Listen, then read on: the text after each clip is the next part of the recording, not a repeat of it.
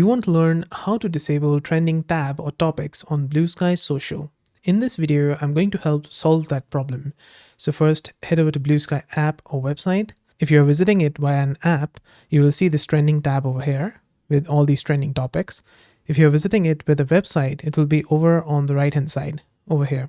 You can click on this X button to close it like this, and it will say hide trending topics. You can update this later from your settings. You can hide it from here and it's going to be hidden. Now, if you go to the settings on the left hand side or on your app, you can click on this on the top left and then go to settings.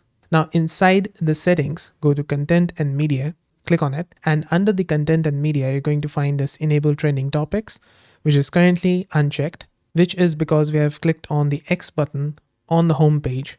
Now I can bring it back by clicking over here and it's going to be back. Like you can see on the right hand side, our trending tab is back.